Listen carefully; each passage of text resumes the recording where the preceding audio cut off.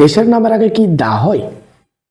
এর উত্তরটা সরাসরি আমরা যদি হ্যাঁ বলি অথবা না বলি, আসলে দুইটাই বিভ্রান্তিকর উত্তর। এ কারণ এর উত্তরটা সরাসরি হাও বলা যায় না, আবার সরাসরি নাও বলা যায় না। আসলে দেশের নামের আগে দা হয়, আবার দেশের নামের আগে দা হয় না। আজকের এই ভিডিওর মাধ্যমে আমরা শিখে নেব কোন দেশগুলোর আগে দা বসাতে হয়, কোন দেশগুলোর আগে দা বসাতে হয় না।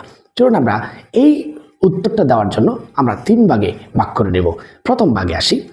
যে সকল দেশের নাম একটি মাত্র শব্দ দিয়ে গঠিত হয় সে সকল দেশের আগে কখনো দা ব্যবহৃত হবে না, যেমন বাংলাদেশ, ইন্ডিয়া, পাকিস্তান, স্কটল্যান্ড ইত্যাদি। এই সকল দেশগুলোতে দেখা যাচ্ছে মাত্র একটি শব্দ দিয়েই এটি গঠিত হয়েছে, তাই যে সকল দেশের নাম একটি মাত্র শব্দ দিয়ে হবে সেগুলো কখনোই দা গ্রহণ করবে না।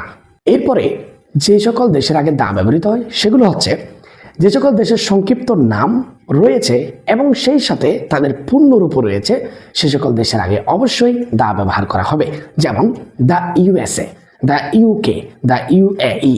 কারণ এখানে ইউএসএ এটা সংক্ষিপ্ত নাম হলেও এর একটা পূর্ণরূপ রয়েছে United states of America. UK এর পূর্ণরূপ হচ্ছে ইউনাইটেড কিংডম। এভাবে যেহেতু তাদের সংক্ষিপ্ত নাম এবং পূর্ণরূপ রয়েছে, তাই যখন তাদেরকে আমরা সংক্ষিপ্ত নাম ব্যবহার করব তখন অবশ্যই বলতে হবে the USA, the UK, the UAE. 3 নম্বর হচ্ছে যে সকল দেশের নামের আগে এই 6টি শব্দ থাকে সেগুলো কি কি? 1. North, south, east, West, great, new. এই 6টা শব্দ যদি কোনো দেশের নামের আগে থাকে তাহলে কখনোই সেখানে দা ব্যবহৃত হবে না। যেমন নিউজিল্যান্ড, এই নিউজিল্যান্ড নামের শুরুতে নিউ শব্দ থাকার কারণে এখানে দা বসবে না।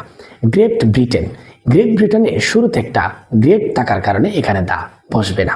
সাউথ আফ্রিকা, এখানে সাউথ শব্দ থাকার কারণে দা বসবে না। তো আশা করি বুঝতে পেরেছি কোন দেশের আগে দা হয় আর কোন দেশের আগে দা হয় না। ধন্যবাদ সবাইকে। যদি ভালো লাগে অবশ্যই একটা কমেন্ট করে যাবেন।